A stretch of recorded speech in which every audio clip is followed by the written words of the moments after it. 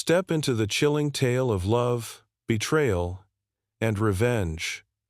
In Bloody Wedding Massacre in Thailand, Groom kills bride's family. Uncover the dark secrets behind a perfect wedding-turned-nightmare on True Crime Threads. The story begins in a small, picturesque village in northern Thailand, where the air is filled with the scent of jasmine and the sound of traditional music. The wedding of Mai, a beautiful and kind-hearted local woman, and Arin, a charming and mysterious man from Bangkok, was the talk of the town. The couple seemed deeply in love, and the bride's family spared no expense to make the day unforgettable. Mai's parents, well respected in the community, had always dreamed of a grand celebration for their only daughter. The entire village was invited, and the preparations had been underway for months. The wedding venue, a lush garden surrounded by towering trees and twinkling fairy lights, was transformed into a magical setting. Tables were adorned with fresh flowers, and the aroma of traditional Thai dishes wafted through the air, promising a feast unlike any other. Arin had arrived in the village 6 months earlier, claiming to be a successful businessman. He was handsome, well-dressed, and carried an air of sophistication that immediately caught the attention of the villagers. Mai, who had never shown much interest in the local suitors, was instantly drawn to him. Their courtship was swift, and within weeks, Arin had proposed. Mai's family, though initially cautious, was won over by his charm and apparent wealth. He showered them with gifts and spoke of a bright future for Mai in Bangkok. However, not everyone was convinced. Some villagers whispered about his sudden appearance and the lack of details about his past. A few even claimed to have seen him arguing with strangers late at night, but these rumors were quickly dismissed as jealousy or idle gossip. On the wedding day, the village buzzed with excitement. Mai looked radiant in her traditional Thai silk dress, her hair adorned with golden ornaments. Arin, dressed in a crisp white suit, seemed the picture of a perfect groom. The ceremony was a blend of ancient traditions and modern elegance, with monks blessing the couple and guests showering them with flower petals. As the sun began to set, the celebration shifted to the reception, where laughter and music filled the air. Mai's father gave a heartfelt speech, expressing his joy at seeing his daughter so happy. Arin, in turn, thanked the family for welcoming him with open arms, his words dripping with sincerity. But as the night wore on, subtle cracks began to show in Arin's polished facade. He drank heavily, his laughter growing louder and more forced. His eyes, once warm and inviting, now darted around the room with an unsettling intensity. Mai, caught up in the joy of the moment, didn't notice the change, but some guests exchanged uneasy glances. The atmosphere, once filled with joy, began to feel heavy, as if an invisible storm was brewing. Unbeknownst to the guests, Arin's carefully constructed mask was slipping, revealing the darkness that had been lurking beneath the surface all along.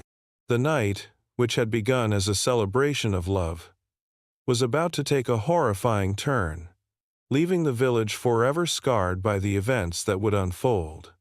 As the wedding party moved into the evening, the atmosphere shifted. The earlier joy and celebration began to wane, replaced by an undercurrent of unease. Arin, who had been drinking heavily, became increasingly erratic. His once charming smile faded, replaced by a cold, distant expression. He paced the room, his movements sharp and agitated, as if he were battling an invisible force. Guests tried to engage him in conversation, but his responses were curt and dismissive. Mai, still radiant in her wedding dress, noticed the change but brushed it off, attributing it to nerves or the effects of alcohol.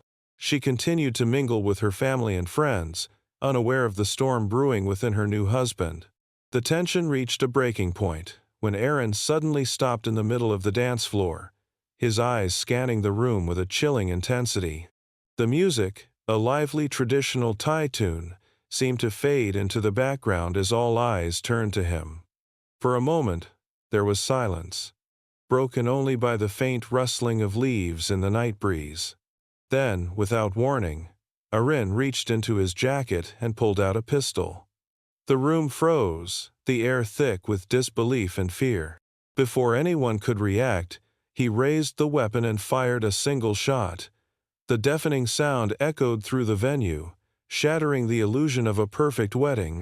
The first victim was Mai's father, who had been sitting at the head table, laughing with relatives just moments earlier. The bullet struck him in the chest, and he slumped forward, his lifeless body collapsing onto the table. Blood spread across the white tablecloth, a stark contrast to the vibrant flowers and decorations.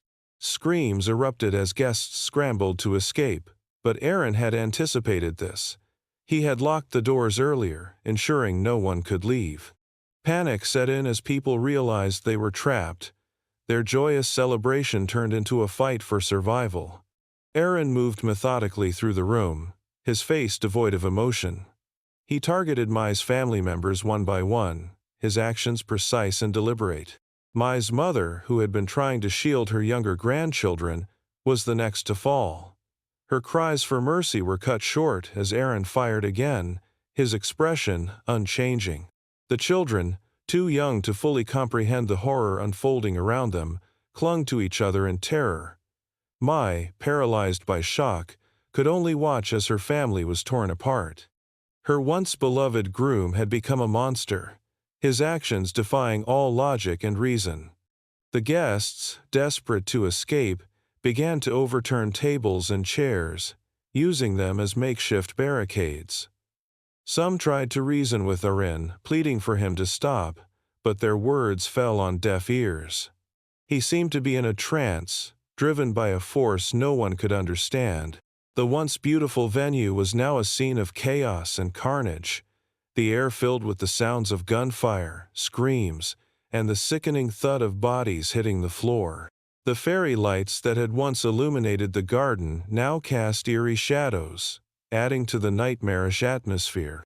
As the massacre continued, Mai's mind raced. She knew she had to do something, but fear and disbelief held her in place. Her wedding day, which had begun with so much hope and happiness, had become a living hell. The man she had vowed to spend her life with was now her family's executioner, and there was no escape in sight. The night, which had promised so much, had turned into a tragedy that would haunt the village for generations to come. As the massacre unfolded, it became clear that Arin's actions were not random. He moved with a chilling precision, targeting Mai's family members one by one, sparing no one.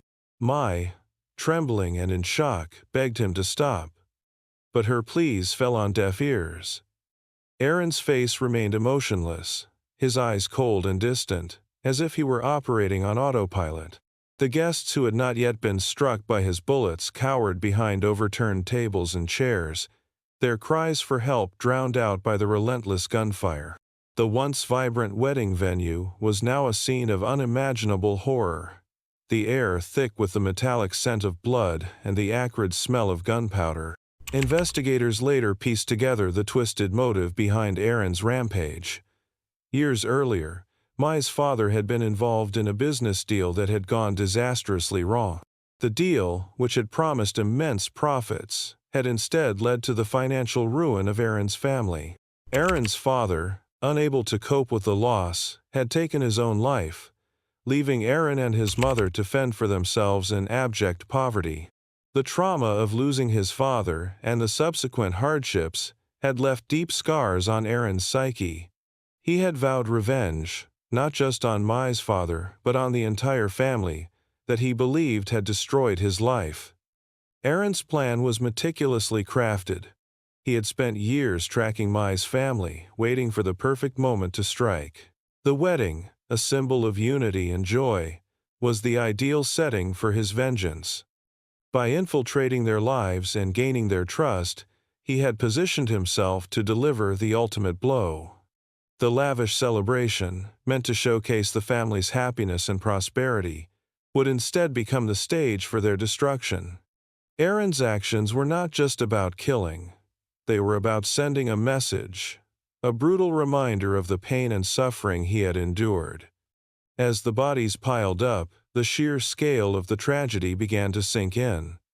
Mai's younger brother, who had been hiding under a table, was dragged out and shot at point-blank range. Her aunt, who had tried to reason with Arin, met the same fate. The once joyful gathering was now a graveyard, the laughter and music replaced by the haunting silence of death. Mai, her wedding dress stained with blood, could only watch in horror as her family was systematically wiped out. The man she had loved, the man she had vowed to spend her life with, had turned into a monster, driven by a thirst for revenge that knew no bounds. The investigators also uncovered that Arin had a history of mental illness, though it had been carefully concealed. He had been diagnosed with severe depression and PTSD following his father's death, but he had never sought treatment. Instead, he had channeled his pain into a single, all-consuming goal: revenge. The wedding massacre was not just an act of violence, it was the culmination of years of unresolved trauma and anger. Arin's actions, though horrifying, were a tragic reminder of the devastating impact of untreated mental illness and the destructive power of vengeance. The village, once a peaceful haven, would never be the same, forever scarred by the events of that fateful night. After killing 6 members of Mai's family, Arin turned his attention to the remaining guests. The once lively wedding venue was now a blood-soaked nightmare, the air thick with the stench of death and the echoes of gunfire. The survivors, desperate to escape, huddled together in corners, their faces pale with terror. Mai, her wedding dress torn and stained with blood, knew she had to act. She could no longer stand by and watch as Arin continued his rampage. Summoning every ounce of courage, she made a split-second decision to flee. As Arin reloaded his weapon, Mai seized the opportunity. She darted toward a back door, her heart pounding in her chest. The door, which led to the dense forest surrounding the venue, was her only hope. She pushed it open, the cool night air hitting her face like a slap. Without looking back, she plunged into the darkness, the sounds of chaos fading behind her. The forest was eerily quiet, the only sounds the crunch of leaves under her feet and the distant hoot of an owl. Mai's mind raced as she ran, her thoughts a jumble of fear, grief, and disbelief. The man she had loved, the man she had married just hours ago, was now hunting her like an animal. Arin, realizing Mai had escaped, abandoned the remaining guests and pursued her. He moved swiftly through the forest, his footsteps steady and deliberate. The moonlight filtered through the trees, casting long shadows that seemed to stretch and twist like living things. Arin's face was a mask of determination, his eyes gleaming with a cold, unyielding resolve. He called out Mai's name, his voice echoing through the trees. It was a chilling sound, devoid of warmth or humanity, a stark reminder of the monster he had become. Mai, her breath coming in ragged gasps, pressed on. She knew the forest well, having played in these woods as a child. She used this knowledge to her advantage, weaving through the trees and ducking under low branches. But her strength was fading, and the weight of her dress and the trauma of the night threatened to overwhelm her. She stumbled, her knees scraping against the rough ground, but she forced herself to keep moving. The thought of what Arin would do if he caught her spurred her on, even as her body screamed for rest. Meanwhile, the villagers, alerted by the gunshots and screams, began to gather outside the wedding venue. They were met with a scene of unimaginable horror. Bodies strewn across the ground, the once beautiful garden now a graveyard.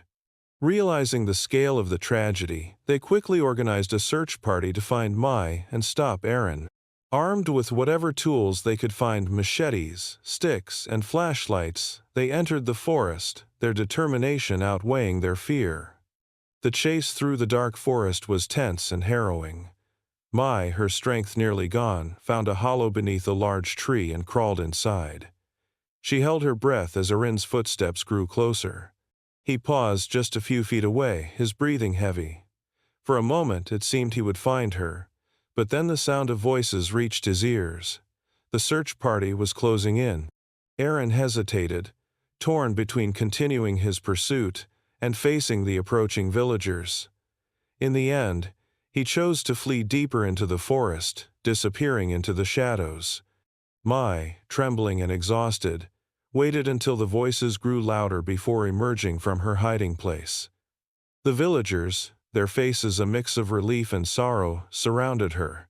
She was safe, but the nightmare was far from over. The man she had once loved was still out there, and the forest, once a place of childhood joy, had become a haunting reminder of the horrors she had endured. The next morning, the village awoke to a grim reality. The once peaceful community was now the site of one of the most horrifying crimes in its history. As the sun rose, casting a pale light over the forest, search parties continued their hunt for Arin. The villagers, still reeling from the night's events, moved with a sense of urgency, their faces etched with fear and determination. The forest, usually a place of tranquility, now felt ominous, every shadow and sound a potential threat. It wasn't long before Arin's body was discovered at the bottom of a steep cliff. His lifeless form lay sprawled on the rocks, his white suit torn and bloodied. It was unclear whether he had jumped or fallen, but his reign of terror was over. The villagers, though relieved, felt no sense of victory. The tragedy had left too many scars, and the sight of Arin's broken body only served as a grim reminder of the horrors he had unleashed. Mai, who had been brought back to the village and tended to by the women, was informed of his death. She felt no relief, only a hollow emptiness. The man she had loved, the man who had destroyed her family, was gone, but the pain he had caused would linger forever. Investigators arrived later that day, their presence a stark contrast to the village's usual simplicity. They combed through the wedding venue, documenting the scene and interviewing survivors. The details they uncovered painted a chilling picture of Arin's past. He had a history of mental illness, including severe depression and PTSD, stemming from his father's suicide years earlier. Arin had never sought treatment, instead allowing his pain and anger to fester until it consumed him. The wedding massacre was not just an act of revenge, it was the tragic culmination of years of untreated trauma. Mai, though physically unharmed, was deeply scarred by the events. She had lost her entire family in a single night, and the man she had trusted had betrayed her in the most horrific way possible. The villagers, though supportive, could do little to ease her pain. In the weeks that followed, Mai made the difficult decision to leave the village. She could no longer bear to live in a place filled with so many painful memories. With the help of distant relatives, she moved to a small town far away, hoping to find some semblance of peace.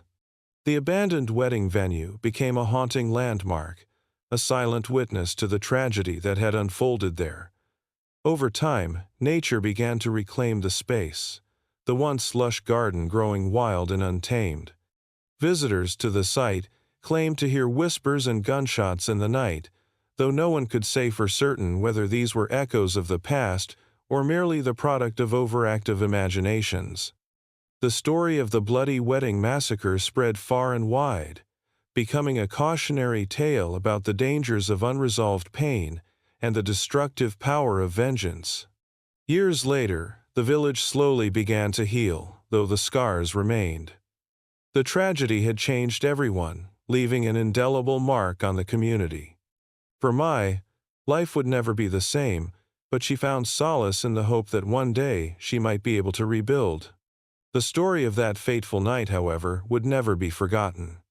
A stark reminder of how quickly love can turn to hatred and how deeply hidden secrets can lead to unimaginable violence.